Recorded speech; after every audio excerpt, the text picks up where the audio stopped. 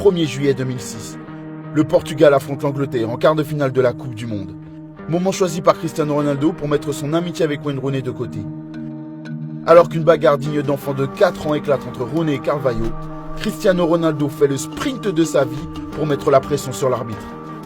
Il le supplie carrément de brandir le carton rouge à Rooney, son coéquipier à Manchester United. Bingo! Rooney est exclu. L'Angleterre est meurtrie. Cristiano Ronaldo devient l'ennemi public numéro 1 du Royaume-Uni. Finalement, Rooney pardonnera son coéquipier quelques années plus tard. Ce que Cristiano a fait ce jour-là, il l'a fait car il voulait gagner.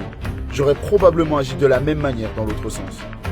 Gary Neville résumera à merveille cette querelle. En amour comme à la guerre, tous les coups sont permis.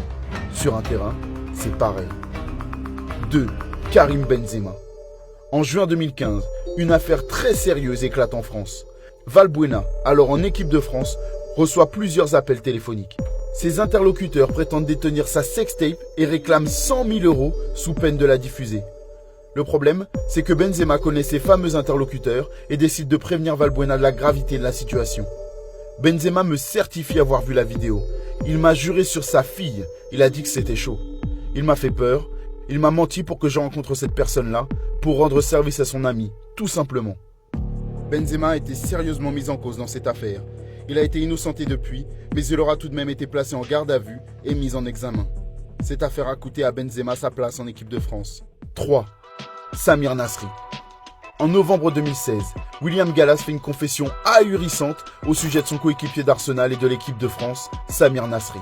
Lui et moi avions eu une altercation par rapport à des propos qu'il avait pu avoir envers moi, et je n'ai pas apprécié. Quelques jours plus tard, à la sortie d'un restaurant, une personne voulait que je la suive pour aller voir Samir, qui était dans une voiture plus loin. Je m'apprêtais à le suivre, mais mon cousin, qui est policier, me dit en créole de ne pas aller là-bas. Par la même occasion, je jette un petit coup d'œil sur le côté et je vois quelqu'un accroupi avec un sac. Mais qu'est-ce que pouvait contenir le sac? Dans le sac, il y avait des tasers. Je ne sais pas pourquoi. Mais heureusement que j'étais avec du monde ce jour-là, car je ne sais pas ce qui aurait pu se passer. Des révélations incroyables démenties par Samir Nasri. Arrête de nous prendre pour des cons, s'il te plaît. Tu as tout inventé. Tu n'es pas Rambo, tu n'es pas Hulk, tu n'es pas Tyson. 4. Thibaut Courtois. Cette fois, c'est une affaire de tromperie qui a fragilisé l'amitié entre deux footballeurs. En 2015, Courtois s'est mis Kevin De Bruyne à dos en séduisant sa copine.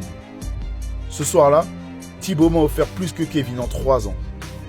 Avec Thibaut, je pouvais avoir des discussions intéressantes et il m'a cuisiné un repas délicieux. Kevin n'avait jamais fait une chose pareille. Et que s'est-il passé ensuite? Il s'est passé ce qui s'est passé. À ce moment-là, je me suis rappelé que Kevin m'avait trompé et je me suis dit, pourquoi ne ferais-je pas la même chose? Ensuite, Thibaut et moi ne nous sommes plus jamais parlé. Malheureusement, l'amitié entre Courtois et De Bruyne a volé en éclats. Les deux hommes partagent aujourd'hui le vestiaire de la Belgique sans s'adresser la parole. 5. Mauro Icardi. Comment ne pas évoquer les querelles entre coéquipiers sans mentionner Mauro Icardi? En 2016, Icardi commet l'irréparable en piquant la copine de son coéquipier et ami Maxi Lopez. La veille de mon départ pour un tournoi amical aux États-Unis, j'ai reçu un message de Wanda Nara. J'étais surpris parce que, généralement, je parlais avec Maxi, pas avec elle. Elle m'a demandé si je pouvais lui acheter le nouvel iPad aux États-Unis parce qu'il n'était pas encore disponible en Italie à cette époque. Cet épisode m'a fait réfléchir. Est-ce que Wanda voulait vraiment sa tablette ou cherchait-elle une excuse pour me parler? Attention Mauro, t'es en train de déconner! Quand je suis revenu en Italie, l'une des premières choses que j'ai faites a été de renouer le contact avec Wanda. Comme je devais lui remettre le nouvel iPad, c'était l'excuse parfaite. On s'est envoyé quelques textos et on a commencé à parler de nous un peu plus librement. Un jour, elle m'a écrit « On part en vacances avec des amis. Tu te joins à nous ?» Évidemment que je voulais. J'y ai été et alors que je me trouvais seul au 2e étage du bateau, allongé sur le canapé à écouter un peu de reggae, Wanda m'a rejoint et s'est assise à côté de moi, sans aucune gêne. À cette époque, sa relation avec Maxi Lopez se terminait. J'ai compris. Cerise sur le gâteau, Mauro Icardi s'est fait tatouer le portrait des enfants de Wanda Nara et Maxi Lopez sur l'épaule. Les deux joueurs deviendront ennemis pour toujours.